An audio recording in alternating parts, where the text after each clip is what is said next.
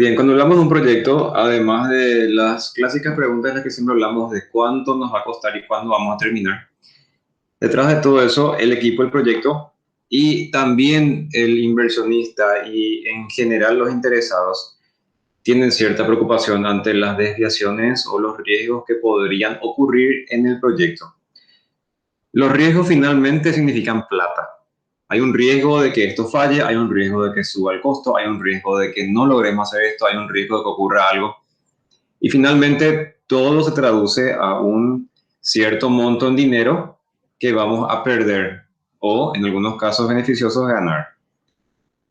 Siempre que hablamos de gestión de riesgos, vamos a encontrar una literatura súper amplia, inclusive riesgo es una materia en maestría en gestión de proyectos porque es algo tan crítico y tan importante en un proyecto que poder justamente definir cómo vamos a gestionar estos riesgos, qué colchón monetario le vamos a dar al proyecto, todas esas cosas hay que contemplar en esta área de gestión y no solamente darle una reserva de contingencia, una reserva de gestión importante al proyecto, es definir de dónde sale esa reserva, por qué es ese monto, en base a qué estamos tomando o qué estamos considerando para definir que esto es un riesgo y el nivel de severidad o impacto que tiene esa decisión o esa ocurrencia o ese evento puede generar en el proyecto y finalmente en el presupuesto. Recordemos siempre que cuando hablamos de un proyecto hablamos de un contrato, de un esfuerzo que va a generar un entregable, ya sea un producto o un servicio, algo tangible o algo intangible. Y ese algo que está bajo un contrato es un compromiso que el project manager o la empresa que fue contratada tiene que cumplir dentro de un rango o de un valor que se comprometió a recibir para poder ejecutar el proyecto y cumplir, por supuesto, con los objetivos. De ahí nace esto. Vos tenés que llegar a ese objetivo, pero entre la planificación que la hiciste y la ejecución hay muchas desviaciones, hay cosas que son imponderables. Entonces de eso trata lo que es la gestión de riesgos en sí. Esta área de gestión incluye transversalmente a dos procesos dentro de la planificación y el control de lo que es el proyecto. En planificación encontramos lo que es la planificación de la gestión de riesgos, que es lo que siempre está en todas las áreas, que es definir justamente cómo vamos a manejar los riesgos. Lo que se hace después es identificar los riesgos. Vamos a hacer un listado de riesgos durante la etapa de planificación, ¿sí? Recordemos que al hacer el acta de constitución, en el proceso de inicio, ¿sí? Al inicio hicimos la constitución, se definen riesgos de alto nivel, riesgos generales, así a grandes rasgos, nada muy preciso, nada muy específico, nada muy pensado, entre comillas. Una vez que vos te afirmaste y tenés el tiempo y el dinero para poder planificar y en este caso identificar los riesgos, empezamos a hacer una lista larga de riesgos. Todo lo que puede pasar, todas las cosas malas que puede pasar, absolutamente todo, todo hay que listar. Van a sacar fácilmente 200 riesgos. En un proyecto civil, ¿cuál podría ser el riesgo más común que se le ocurra a ustedes ahora? Hacen un edificio, una ruta, ¿y qué problema es lo que El se les... clima, Exacto, así como dice Gaby, es el clima, la lluvia. Hace poco yo hablé con un colega que está en la parte civil y le pregunté, che, ¿qué tal, cómo vas ahora? Y me comenta, vos sabés que estoy súper preocupado porque él empezó una obra civil en esta época del año donde hay muchas lluvias. Ellos nunca hicieron, o sea, tuvieron como inicio de un proyecto grande, un proyecto civil grande, esta época del año. Y están en la etapa del proceso en, la que, en el proyecto en el que están haciendo las fundaciones. O sea, están cavando y llueve y se le inunda y es como que pierden todo el día de trabajo más 4 días porque el suelo se queda húmedo más miles de problemas que se le desmorona la excavación, que la máquina al empatolar se tranca, miles de problemas. Entonces son riesgos que hay que asumir y tener justamente esa reserva. En las obras civiles el clima es un riesgo bastante importante que tiene que estar sí o sí cuantificado y depende también mucho de la época del año. Ahora, hay por ejemplo rubros donde se puede mitigar el riesgo del clima, ¿verdad? Por ejemplo, una empresa que hace trabajo de metalmecánica Tal vez si en lugar de hacer los trabajos al aire libre construye un galpón, ok, está mitigando el riesgo del clima. Llueve y siguen trabajando. Esa es una forma de mitigar los riesgos, que es algo que tenemos que hacer también. ¿Quién me puede dar otro ejemplo de algún riesgo, verdad? Por ejemplo, eh, no sé qué se les ocurriría. De cualquier cosa. Alguien que esté trabajando en cualquier cosa en la empresa y cuál es un riesgo que puede haber.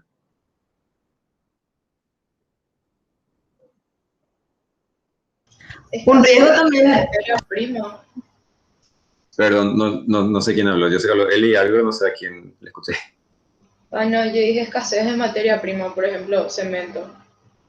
Sí, inclusive eso genera un aumento en el costo y puede ocurrir, y es más, ocurre luego. Ese tema de la escasez de materia prima es algo que ocurre en los proyectos. Es muy buen ejemplo. ¿Otro? y también cuando para la producción porque una máquina, qué sé yo, se descompuso y no se previó eso también. Claro. Eso, por ejemplo, es algo muy importante y lo que estás con el tema del cemento, por ejemplo, es tratar de comprar la materia prima mucho antes. Ya aseguras el mercado. Y en el caso de la máquina, lo que se suele hacer es tener o una máquina de reserva o una cierta cantidad de repuestos específicos ya en stock, o se tiene proveedores aliados que puedan salvar. Normalmente la parada de una máquina es catastrófica en una industria. En mi experiencia personal, nosotros hacemos barcazas, embarcaciones en general, ¿verdad? Tanto construcciones como reparaciones. Y el sector de corte y plegado maneja actualmente 3 máquinas por controlador numérico. Y si una de las máquinas llega a fallar, siempre es un problema grande porque eso alimenta la línea de construcción y también las líneas de reparación. Entonces tenemos siempre distintos planes de contingencia. De repente, bueno, tenemos 2 máquinas de corte. En la parte de formación plástica podemos sacarla con un proveedor. O sea, siempre hay eh, justamente alternativas cuando ese riesgo ocurre. Pero no es la idea siempre esperar que el riesgo ocurra. La idea es poder mitigar lo posible dentro de lo que tu presupuesto dé y tratar siempre de prevenir o que ese impacto sea el menor posible. ¿Cómo se previene una parada de máquina? Con mantenimiento preventivo. ¿Sí? No esperar a que se rompa todo. Entonces, hay empresas como por ejemplo Bala, que fabrica las latas de aluminio, o las embotelladoras como Impet, o inclusive Pool, Coca-Cola. Ellos todos los días, pero todos los días analizan sus indicadores de gestión, pero todos los días. Yo llegué a hablar con una persona que trabaja en Pool, que ella todos los días, para las 10 de la mañana, tiene que sacar sus indicadores de producción, porque a las 10 es la reunión de mantenimiento y ahí analizan si hay alguna fluctuación entre los indicadores. Ustedes seguramente ya dieron o van a dar lo que es el control estadístico de procesos. Entonces ellos lo que hacen es, a través del control estadístico de procesos, tratan de encontrar una tendencia de que la máquina esté fallando y toman ya la decisión de parar la línea en tal momento o no parar en algún momento, teniendo en cuenta que toda una cadena súper compleja desde la producción, desde que se recibe la materia prima, desde que se produce todo, que a veces está trabajando 24 horas al día, y cómo vos trabajas 24 horas al día y parás una máquina sin crear un cuello de botella en otro sector, o sea, es todo un problema. Y también está ligado a tus compromisos de venta, ya sean ventas locales o ventas internacionales. Esto es hablando de una línea de producción continua, no de un proyecto. Pero en un proyecto suele ser a veces inclusive más crítico porque hay muchas fechas que ya están comprometidas. Y si vos no llegás a las fechas, ¿qué pasa? Tenés multas. Y esas multas son muy costosas. O inclusive puedes llegar a no cobrar la certificación de obras. O sea, hay muchos problemas que están relacionados a los riesgos. Entonces es importantísimo poder justamente identificar estos riesgos, que es lo que hacemos en el segundo proceso, para luego hacer un análisis cualitativo de los riesgos. En esto lo que hacemos es analizar en base a suposiciones o inclusive datos bien objetivos, cómo vamos a estar trabajando con estos riesgos. De qué manera podemos ponderarlos? ¿Cómo lo podemos evaluar? Y una vez que hacemos esto, hacemos un análisis cuantitativo. ¿Qué tanto nos cuesta? ¿Qué tanto nos puede eh, causar problemas en el presupuesto de estos riesgos. Y una vez que hacemos esta evaluación completa de riesgos, planificamos nuestra respuesta a los riesgos. Es decir, una vez que esto ocurra, ¿qué vamos a hacer? Incluso hacer un plan de mitigación. Eso es la planificación. Todo está en planificar. Recién en la etapa de monitoreo y control, empezamos a controlar los riesgos, a medir esos indicadores que mide Coca-Cola, por ejemplo. En un proyecto no aplica tal vez tanto eso, pero está relacionado, ¿no? No confundir un proyecto y una línea de producción continua, no son lo mismo, pero hay conceptos que son similares. En el caso del control de riesgo en un proyecto, una buena forma es controlar los costos, controlar la famosa curva S, que se analizan los costos en el presupuesto. Entonces, ya tenemos ya una tendencia de que algo está saliendo bien, algo está saliendo mal, ya tenemos ya indicadores de desempeño, ¿verdad? Que inclusive como herramienta, si pueden ver, dice, sale un poco borroso. Yo no encontré el PowerPoint, esta es la versión PDF que yo tengo de esto. El PowerPoint no estoy encontrando, no sé dónde guardé mi PowerPoint de riesgos. Sale un poco borroso. Voy a buscar y voy a ver si puedo conseguir una versión un poco más nítida. Lo que se hace es justamente reevaluar los riesgos, es decir, controlar que esta evaluación que hicimos acá esté bien, o sea, verificar que el impacto económico en el presupuesto sea el adecuado, o si no equivocamos mal, no sé, hay que ver. Se auditan los riesgos, se analizan las variaciones y también las tendencias, se mide el desempeño técnico, se analizan las reservas, qué tanto estamos consumiendo las reservas de contingencia y de gestión, y también se reúnen las personas involucradas. Todo esto para manejar los riesgos. Entonces, dentro de esto hay que definir qué es un riesgo. ¿Es un evento o una condición incierta, algo que no podemos controlar del todo? Si se produce, va a tener un efecto positivo o un efecto negativo. Acá les hago una pregunta. O sea, cuando hablamos de riesgos, lo primero que uno piensa son cosas negativas, cosas malas, cosas que no queremos que ocurran. Pero acá hablamos también de riesgos que pueden producir un efecto positivo. ¿Quién me puede dar un ejemplo de un riesgo positivo?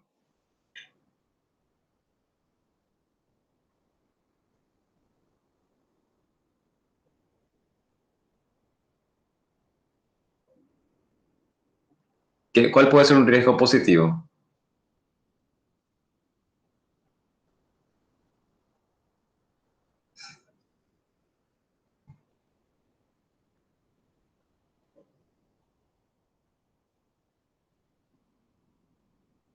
Vamos a ir con esta parte. Acá hablamos de que los riesgos nacen de la incertidumbre, ¿no? Entonces, en la gestión de riesgo definimos que esta gestión de riesgo en sí tiene que incrementar la probabilidad e impacto de oportunidades, o sea, de riesgos positivos, y disminuir la probabilidad e impacto de amenazas, que son los riesgos negativos. Partiendo de esto, de que los riesgos positivos son oportunidades, ¿qué ejemplo me pueden dar de un riesgo positivo? Y no puede ser que, o sea, lo contrario a lo que dijimos antes, que caiga el precio de una materia prima, por ejemplo. Exacto, eso puede pasar. Eso inclusive, normalmente el ejemplo que siempre se le ocurre primero, así como con la parte civil es el clima, ¿verdad?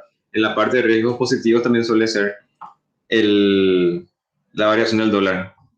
Si el dólar baja y tu proyecto vos cotizaste en dólares, pero estás cobrando tus ingresos en guaraníes, si no deja al revés, ¿verdad? O sea, vos recibís dinero en guaraníes en tu empresa y vos vas a financiar. O mejor dicho, vos sos el project manager, vos tenés un presupuesto que está en guaraníes. Tu materia prima la compras en dólares. Entonces, si el dólar baja, tu materia prima vos te sale más barato en teoría.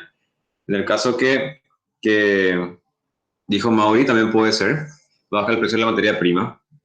También puede darse, por ejemplo, que baja el precio baja las tasas de las tasas activas de los bancos.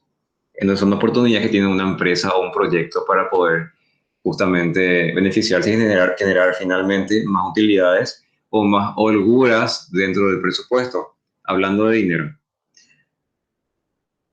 Hace poco,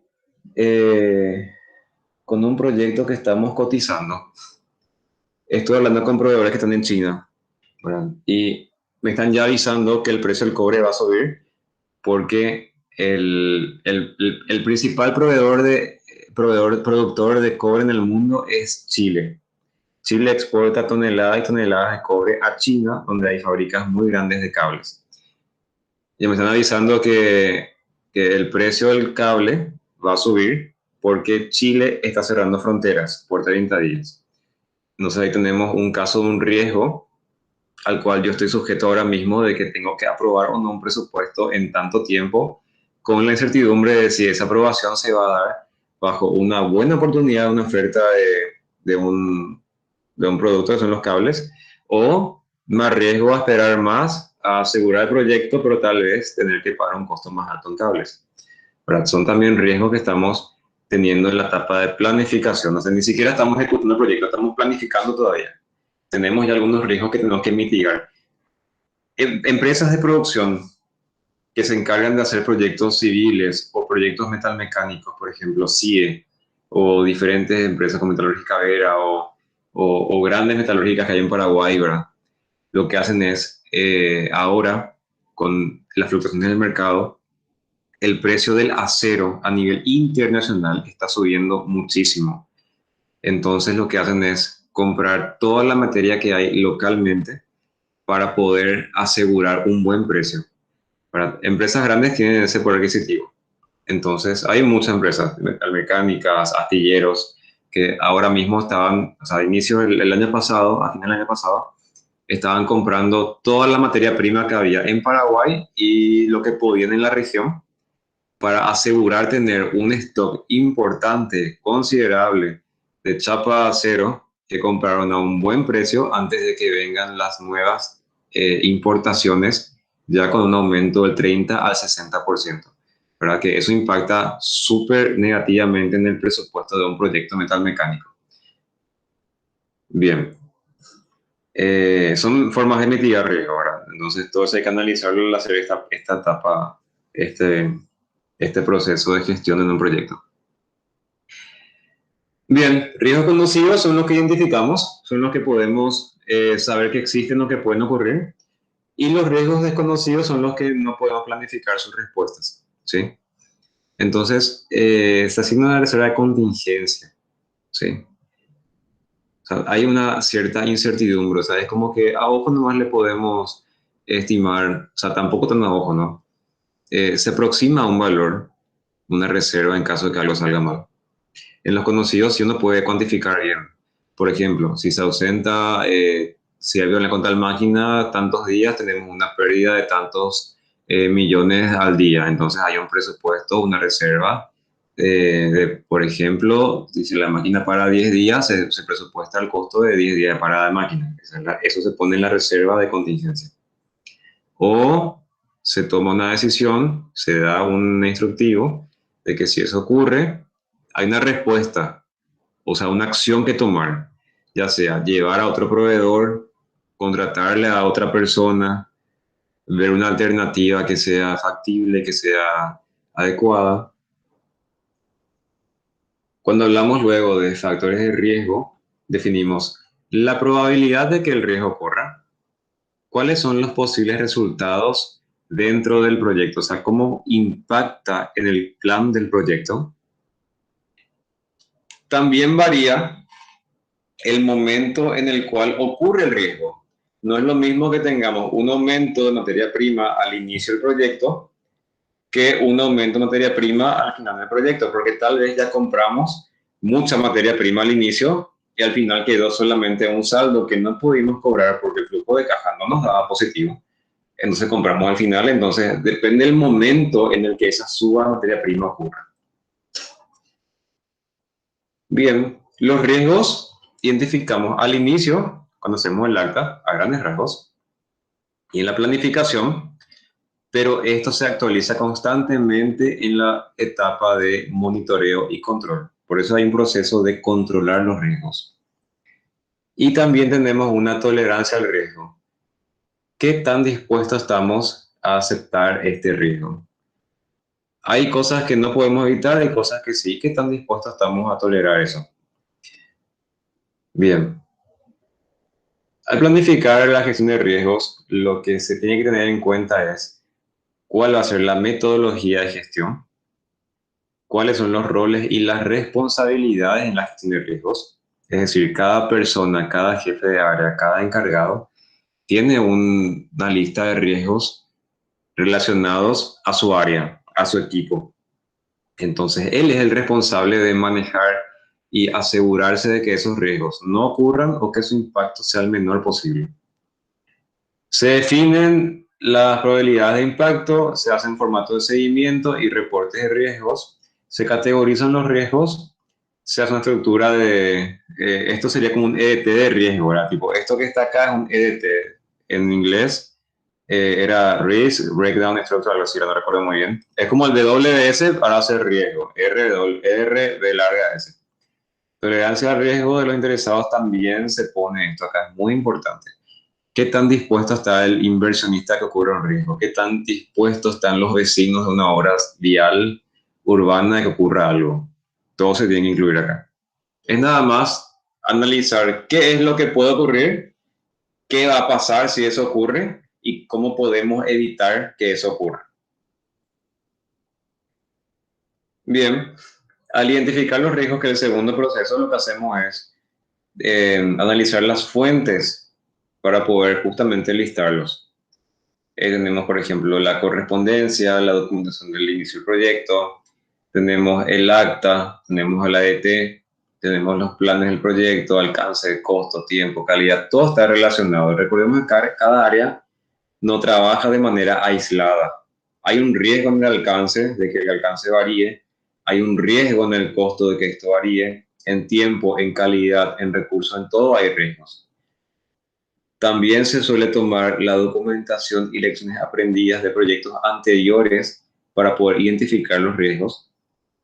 Se toman los procesos, procedimientos y prácticas de la organización y también cuáles son las tolerancias del riesgo de la organización y los interesados. Y de esto sale el registro y análisis de interesados para lo relacionado a los riesgos. Los interesados en los riesgos son todas las personas: el inversionista, el equipo del proyecto, el cliente, el futuro comprador, toda la gente que está afectada o relacionada de alguna manera con este proyecto. Si quieren interrumpir o cualquier tema, adelante, sí. Por ahí sigo rápido, pero me pueden interrumpir sin problema. Si hay consulta, quieren comentar algo. Bien. Algunas técnicas que se utilizan para hacer esto son la revisión de documentos, técnicas de recopilación de información, brainstorming, técnica de Delphi, entrevista, análisis de causa raíz, que es el Ishikawa, matriz FODA, entonces se conoce como DAFO, análisis de restricciones y suposiciones, y esto como salida da un registro de riesgos, una lista de riesgos, causas de riesgos, lista de potenciales respuestas, actualización de las categorías de riesgos. Cuando analizamos cualitativamente los riesgos, lo que hacemos es un análisis subjetivo. Se analizan a través de escalas donde se clasifica por riesgo bajo, medio, alto o de forma numérica, como ustedes quieran. Este valor da un coeficiente. Es como cuando hacíamos en sistema de planificación estratégica las matrices de EFI, EF y FODA. Se le cuantificaba con un valor, una calificación, se ponderaba y eso da un impacto, ¿sí? En riesgo hacemos algo similar. Se evalúa también la calidad de los datos de riesgos. ¿De dónde sale? Acá dice, por ejemplo, información disponible, su comprensión, su integridad.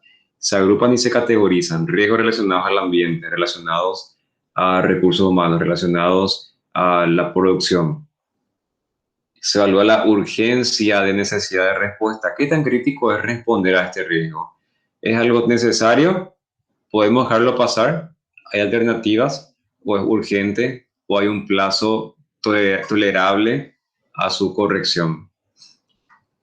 Inclusive puede llegar al punto de tener que decidir si el proyecto debería continuar o ser anulado, que puede ocurrir también. Hay proyectos que se presupuestan mal, entonces lo que se hace es dejar el proyecto a medias, se abandona, porque hay un riesgo mucho más grande de pérdida para ambas partes, para el inversionista y para el que ejecuta el proyecto, de que esto salga muy mal. Salidas, actualización de registro de riesgos. Se hace un ranking, se hace una lista de riesgos priorizadas según el coeficiente de probabilidad por impacto. Los riesgos se agrupan por categorías. La lista de riesgos que pasa a la siguiente etapa de análisis. Se define esto, ¿sí? Se listan los riesgos que van a pasar, tipo que este coeficiente dio muy alto, hay un mínimo. Y ese mínimo va a definir qué riesgos van a pasar a la siguiente etapa de análisis. Y los riesgos residuales, que son los que no pasaron la etapa de análisis de esta parte, se guardan, no se eliminan, no se desestiman, se guardan y se van a revisar de manera sistemática, o sea, bajo un procedimiento, bajo un control que no invierta demasiado tiempo o dinero en monitoreo, pero recién durante la etapa de monitoreo y control del proyecto. ¿Se entiende? Es como que acá sacamos una lista de 500 riesgos. De los 500 riesgos, decidimos que 200 son los riesgos críticos. Esos 200 riesgos pasan a la etapa de análisis. Los 300 restantes se van a controlar, ¿sí? Pero no se continúa su análisis. Nada más se controla de que no estén ocurriendo o que no hayan impactado negativamente. Nada más. ¿Por qué hacemos eso? Porque así como hablamos de que hay un costo de tener una calidad perfecta, puede ser muy costoso, pero eso puede no ser conveniente. Con los riesgos ocurre lo mismo. Puede ser que no sea conveniente invertir demasiado tiempo en analizar absolutamente todos los riesgos del proyecto.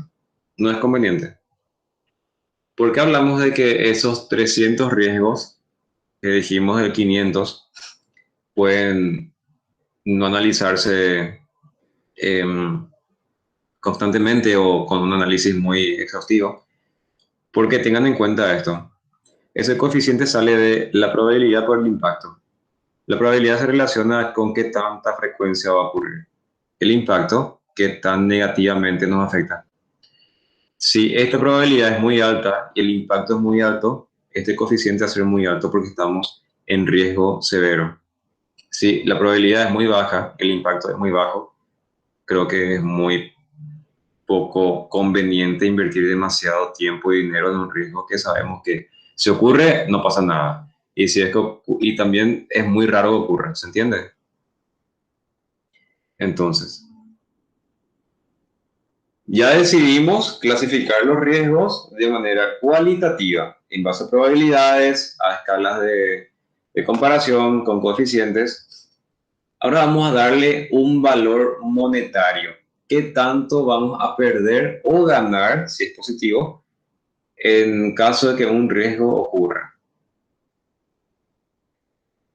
Acá dice, el análisis cualitativo debe realizarse siempre. El cuantitativo solo si el esfuerzo es proporcional a los beneficios de los resultados, ¿sí? Va a depender del tipo y tamaño del proyecto.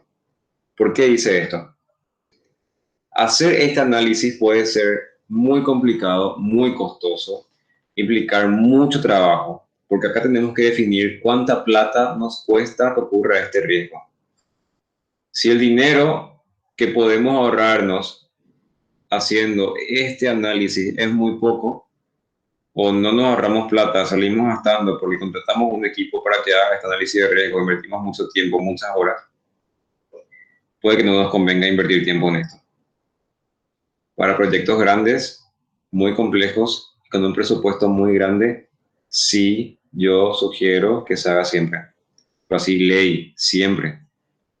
Porque en riesgos hay mucha plata. Porque de acá salen los colchones de dinero que estamos poniendo. En dinero, en tiempo y en diferentes factores.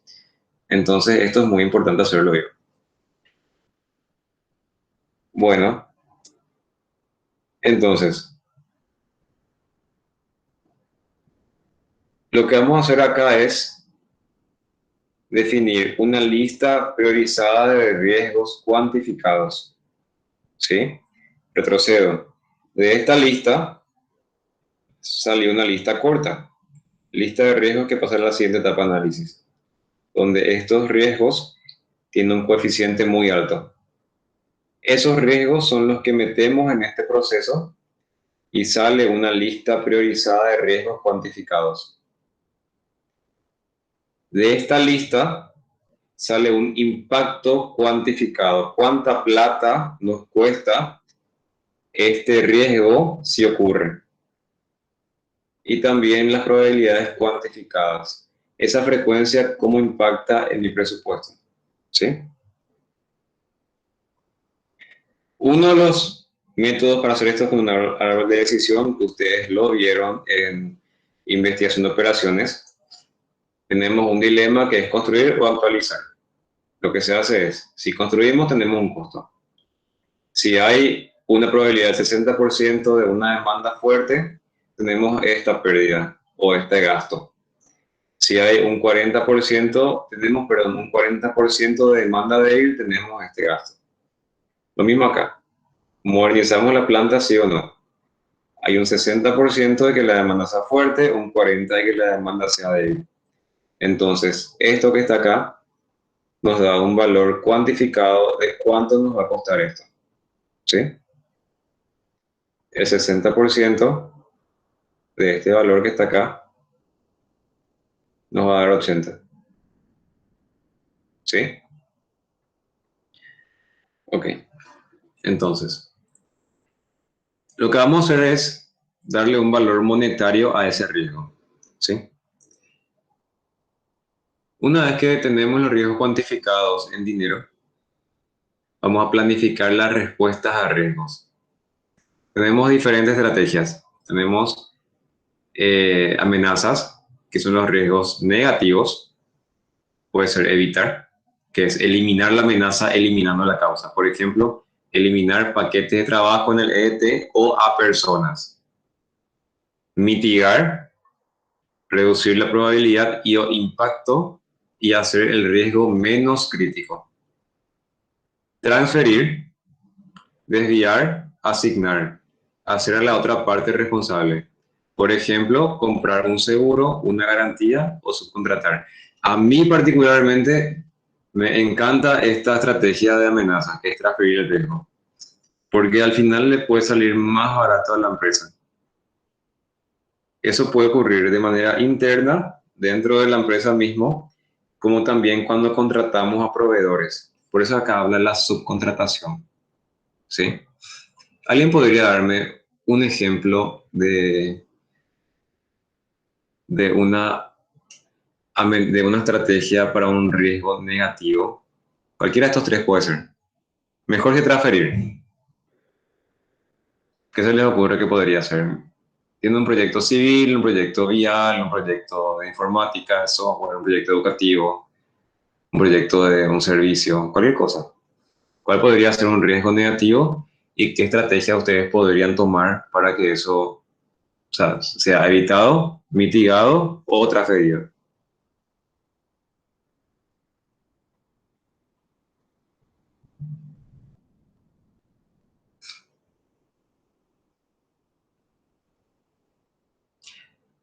Si eran clases presenciales, iba a elegir democráticamente quién iba a decir.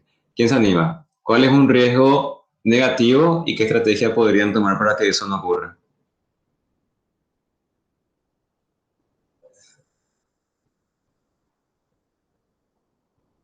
Y profe, continuando con el ejemplo que dijiste de lo que va a pasar en Chile, tipo, yo podría evitar eso comprando de más la materia prima y así tengo almacenado. Y así no corro el riesgo de que suba o sea, lo que dijiste. Claro, un riesgo es la suba de una materia prima, el costo de la materia prima. Entonces, lo que hacemos es comprar grandes cantidades, nos estoqueamos y podría salir más barato el costo del almacén versus el costo del porcentaje de incremento en el costo de la materia prima. Es un buen ejemplo. ¿Y cuál podría ser uno de mitigación?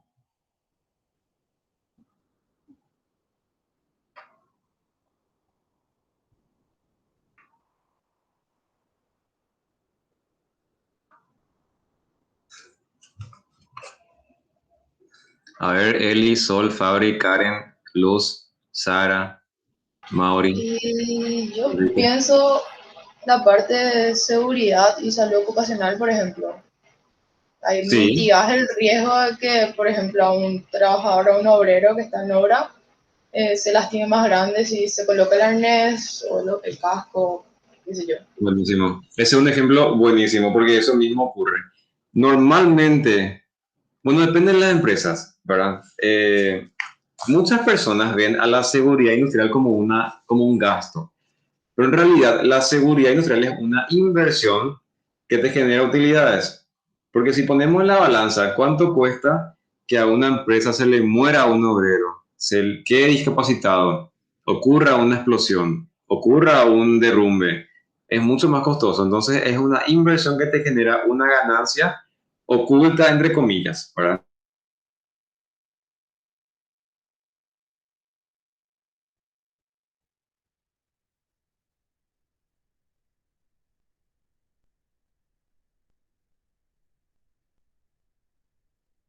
Esto es muy alta.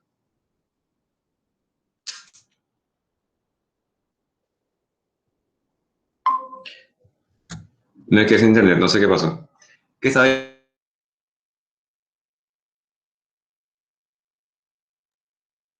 Estaba comentando que las empresas ven la seguridad como un gasto y no como una inversión. Y está contando, en proyectos muy grandes, donde trabajan, por ejemplo, 1.000 obreros, 1.500, 2.500 obreros, la probabilidad de que haya un muerto es altísima, pero eso está comprobado estadísticamente. Entonces, en proyectos grandes, esa mitigación que se hace con seguridad industrial es extremadamente importante. Porque imagínense que están en un proyecto civil y hay un muerto. ¿Qué es lo primero que va a pasar? Salen las noticias. ¿Y quién queda mal? La empresa. Después ya hay demandas, después ya hay multas, después ya hay investigaciones, hay auditorías del ministerio. Y cuando hay un accidente, ya sea un muerto o un accidente laboral grande o una demanda ya sea no por un accidente, una demanda laboral cualquiera, siempre hay una auditoría tripartita entre el Ministerio de Trabajo, el Ministerio de Ambiente y el de Salud, si mal no recuerdo. Ahí son tres que intervienen normalmente. O sea, un personal hace una demanda porque no está de acuerdo con que se le haya despedido. Hace una demanda de onda nomás, ¿verdad? Por más que va a perder. Igual se audita la empresa y se pide una cantidad inmensa de documentaciones, ¿sí? Entonces, hay ciertas cosas que uno hace para mitigar ese riesgo de una demanda o el riesgo de perder la demanda. En el caso de seguridad, volviendo al ejemplo del que comentó Ali, se tiene que mitigar los riesgos de accidentes laborales y también la parte de protección ambiental, ¿sí? Son riesgos muy importantes que se tienen que mitigar. Los accidentes van a ocurrir, porque siempre ocurren, porque la gente o sea, se puede reducir en un 100%, pero es muy difícil, porque la gente siempre va a seguir usando mal las cosas. Entonces, van a ocurrir accidentes, pero van a ser justamente menos graves. Y un riesgo de transferir, una amenaza que podríamos eh, tomar una estrategia de transferir, ¿cuál podría ser? Que inclusive dice comprar un seguro, una garantía o subcontratar. ¿Cuál sería un ejemplo? En el rubro civil lo que se hace mucho es subcontratar. O sea, una constructora no tiene, por ejemplo, retroexcavadoras, no tiene piloteras, lo que hacen es subcontratar, alquilan. Entonces, el mantenimiento, la fecha de inicio y de fin de trabajo, todo está ligado y comprometido, mejor dicho, al dueño de esas máquinas. Porque hay un contrato, se le dijo, inicias en tal fecha, terminas en tal fecha y ya está. Es tu problema si vos no llegas. Si le metes horas extra o no, es tu problema, no el nuestro, porque es un compromiso que vos firmaste. Bien. Lo siguiente que hice son los riesgos positivos y las estrategias que tomamos ahí son la explotación, ¿sí? La mejora y compartir. Explotar se refiere a hacer cambios para asegurar que esto ocurra, ¿sí? Una mejora puede ser incrementar la probabilidad y el posible impacto positivo de los eventos de riesgos. Y compartir es asignar la propiedad de la oportunidad a un tercero, ¿sí? Y compartir este beneficio. También puede ocurrir que haya riesgos que sean amenazas y también oportunidades. Y lo que se hace es aceptar. Si sucede, sucede. Si la aceptación es activa, puede implicar crear planes de contingencia, y si es pasiva, se va a pensar cuándo va a suceder. Este caso acá es el caso de las cotizaciones, de los cambios de divisas. Si sube o baja, y bueno, y subió y bajó, pero ¿qué le vamos a hacer? Tipo, puedes tomar planes de contingencia o esperar a ver qué pasa, ¿verdad? Siempre está ese caso del dinero ahí.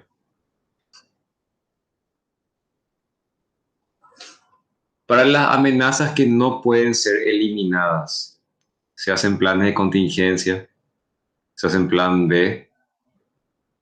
La salida del plan de respuesta a riesgos son actualizaciones en el plan de gestión del proyecto, también en la documentación del proyecto, y también se actualizan los riesgos. Los riesgos residuales quedan después de aplicar el plan de respuesta de riesgos y pueden ser considerados como riesgos aceptados. Los riesgos secundarios son nuevos riesgos creados por la implementación de las estrategias de respuesta. Por ejemplo, si vos decidiste transferir un riesgo, hay un riesgo secundario de que tu proveedor no te cumpla, ¿sí? Vos estás generando un riesgo a causa de la decisión que tomaste anteriormente. Están también los disparadores de riesgos. Son eventos que disparan la respuesta de contingencia. Son indicadores. Si tu indicador de desempeño está muy bajo, levantamos una alerta y activamos el plan de respuesta. Si tu cronograma está muy demorado, ya se demoró en un 20% en el último control, saltamos ya y lanzamos una alerta porque estamos llegando a un punto donde llegar de nuevo a la línea de base, al plan, es muy costoso. Y finalmente dice que todas las estrategias de respuesta de riesgos tienen que ser sí o sí comunicadas a la alta dirección, a los interesados y a los inversionistas. ¿Ok? Y finalmente, cuando vamos a controlar estos riesgos, lo que hacemos es identificar los riesgos en cualquier momento, porque cada riesgo puede ocurrir en cualquier momento. Hay una probabilidad de que sea bajo, medio, alto, un valor numérico, pero de que va a ocurrir o de que puede ocurrir, va a ser.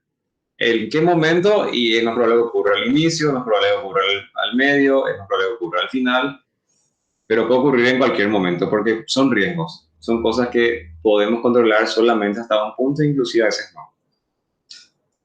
Lo que se hace es buscar justamente estos disparadores, lo que hablamos recién, los indicadores. Se van a consultar la lista de riesgos, se va a verificar, chequear, identificar nuevos riesgos, desarrollar nuevas respuestas, monitorear los riesgos residuales. Se tienen que recolectar y comunicar el estado de los riesgos. Se van a recomendar acciones correctivas.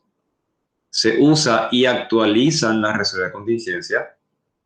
Se hacen planes elaborados ad hoc para riesgos previstos.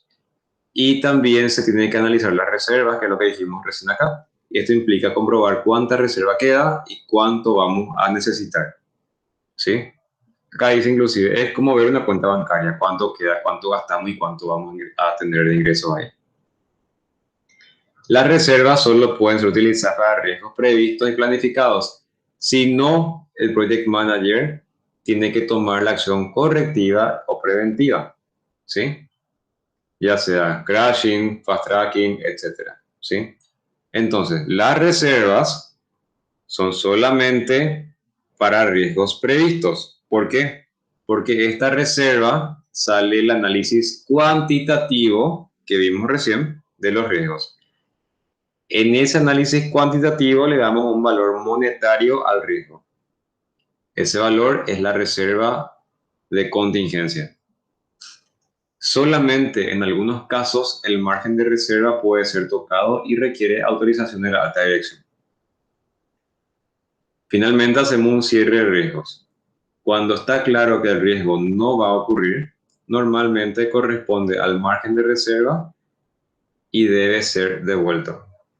La reserva de ese riesgo debe ser devuelta a la compañía. ¿Qué significa esto? Dentro del código de ética o de un contrato inclusive se puede definir que la reserva de contingencia no es una ganancia. O sea, si presupuestábamos 35 millones de guaraníes por imponderables a causa de lluvias, y al final solamente gastamos 3 millones, nos quedan 32 millones de guaraníes. Esos 32 millones se devuelve al inversionista. ¿Ok? Entonces, éticamente, la reserva de contingencia se devuelve al inversionista. La reserva de gestión, no. La reserva de gestión es una ganancia, o ahí mejor dicho está la ganancia del project manager, del proyecto en sí. ¿Ok? Eso es lo que dice ahí. ¿Hay consultas o algo hasta acá?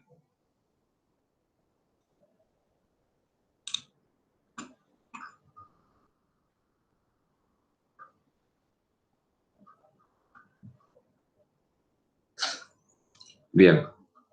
Lo que vamos a hacer ahora es ver un pequeño ejemplo bien breve de cómo se hace una matriz de administración de riesgos. El trabajo práctico para esta área de gestión consiste en hacer una matriz de administración de riesgos. ¿Ok?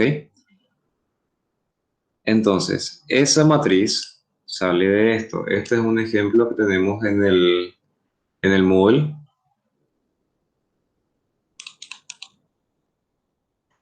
Bien, esto es un proyecto de construcción civil, es de un proyecto residencial. Acá en la página 106 del PDF y según lo que dice acá abajo en la página 90, habla de la gestión de riesgos de este proyecto. Este es un plan de proyecto, un plan de dirección de un proyecto. Explica cómo se hace la gestión de riesgos, qué se va a considerar, qué no se considera. Y acá se va a definir los tipos o las categorías de impactos. ¿Ok? Donde un impacto serio mayor es un evento que se ocurre causa una desviación de más del 10% en el tiempo. Acá analizamos el tiempo. En el costo, acá analizamos costo o en ambos.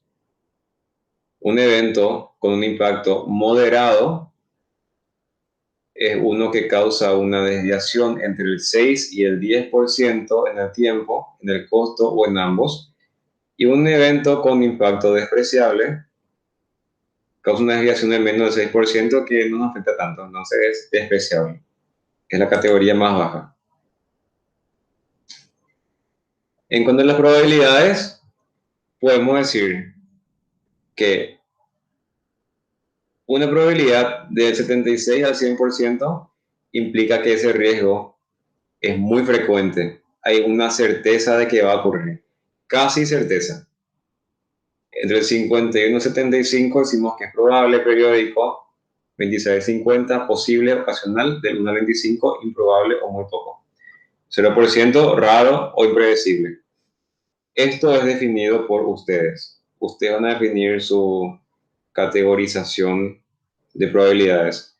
Pero es muy conservador tomar esta lista que está acá. Para mí esta está súper bien, porque no hay que complicar tampoco hace falta ir por lo extraño, algo muy complicado, no hace falta. Inclusive también pueden ser menos, que podría ser, por ejemplo, del 1 al 33, poco probable. Del 33 al 66 puede ser probable y del 66 al 100 es muy frecuente. Ya depende de ustedes. Ustedes definen en su plan de gestión cuáles son sus criterios. Lo que se hace luego es una categorización de riesgos, ¿sí? Donde en este eje ponemos el impacto y acá ponemos la probabilidad, ¿ok? Entonces, los riesgos que tengan una probabilidad muy baja y sean despreciables se categorizan como bajos. riesgos con probabilidad de ocurrencia muy alta y un impacto muy alto, un impacto serio o mayor, son riesgos con una severidad alta. ¿Ok? Y se forma esta matriz que tenemos acá. Consiste en cruzar esta información que está acá con la información del impacto. Una vez que definimos esto, lo que se hace es listar todos los riesgos, ¿sí? Acá están las categorías: riesgos organizacionales, riesgos externos, tenemos riesgos operacionales o de dirección y riesgos técnicos. Pueden hacer más categorías, depende del proyecto. Pueden ser riesgos de producción, riesgos de importación, o sea, hay miles de categorías que depende del proyecto de cada uno. Lo que hacemos luego es, acá listamos el riesgo, ¿sí? ¿Y cuál riesgo es el que está acá? Recordemos la lista de 500 riesgos que habíamos identificado, ¿sí? Esos riesgos filtramos y definimos la lista corta. Esta es la lista corta, la lista de 200 riesgos que habíamos acordado utilizar. Entonces, analizamos qué probabilidad hay de que el equipo de proyecto sea incapaz. Es muy poco probable y su impacto va a ser menor. Entonces, su resultado da 16. ¿Ok? Este 16 sale a multiplicar un valor con esto. O sea, es multiplicar la probabilidad por el valor que tenemos acá. Nada más. ¿Qué se hace? Si esto ocurre, se mitiga o se acepta. O como está acá, ¿qué te refieres? Es la acción que vamos a tomar.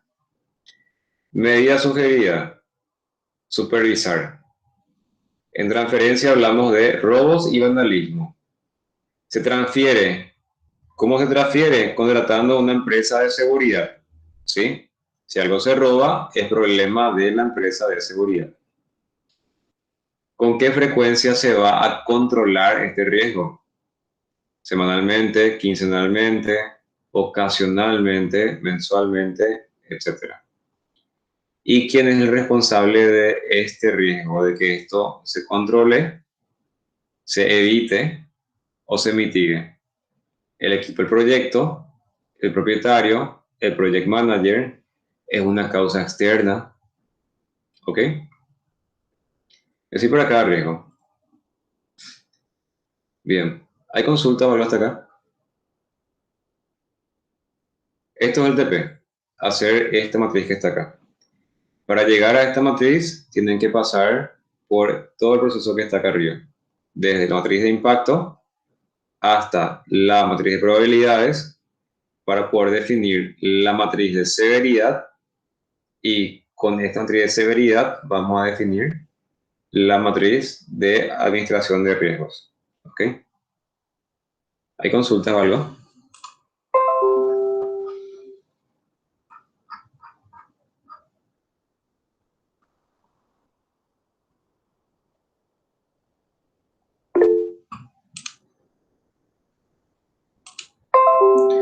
Bueno, acá hay otro ejemplo que tenemos.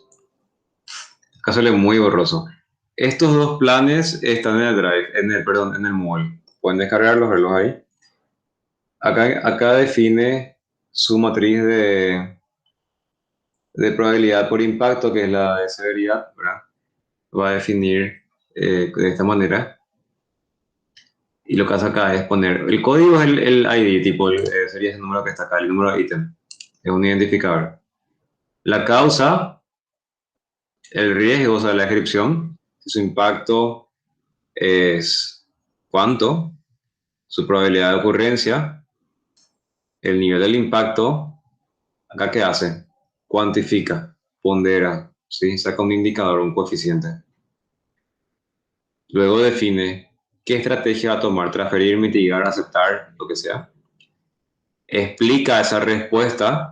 Si transfiere, ¿qué hace? Contrata una empresa de vigilancia. Si va a aceptar, va a contratar a un supervisor.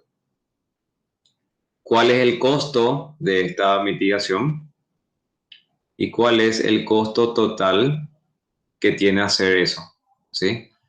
Hay una probabilidad que ocurra 5 veces, entonces hay un costo multiplicado por 5. Si ustedes mitigan el riesgo, podemos encontrarnos con una nueva probabilidad de ocurrencia. Esto está asociado a un nuevo coeficiente, un nuevo valor de impacto y una nueva calificación. Y acá sacamos un beneficio, ¿sí? ¿Y cuánto nos ahorramos con esto? ¿Ok? Son formas de cuantificar los riesgos. Normalmente, ¿qué se hace? Definimos probabilidad por severidad y nos da un valor porcentual. Y ese valor porcentual multiplicamos por el costo de la estrategia del riesgo o el costo de esa pérdida, o sea, el costo de cuánto cuesta ese riesgo, ¿se entiende? Usted puede trabajar con el costo de la mitigación o con el costo del riesgo en sí. ¿Qué es lo que pasa acá? Vamos a ver el PDF. Venimos acá. El costo de una demanda fuerte puede ser 200. El costo de una demanda débil puede ser 900, o sea, no, perdón, 90. O sea, son valores.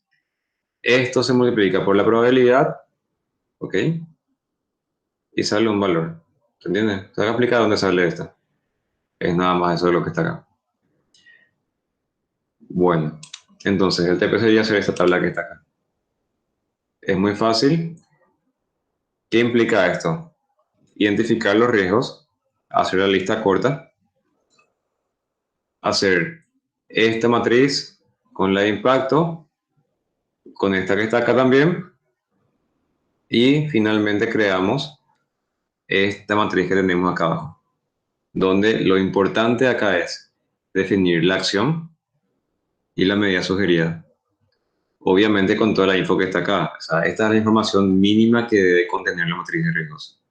Acá no estamos hablando de dinero todavía. Acá hablamos solamente de las acciones que vamos a tomar. Aún no estamos hablando del costo. ¿Sí? Bueno. Si no hay consultas, vamos a dejar hasta acá. Entonces,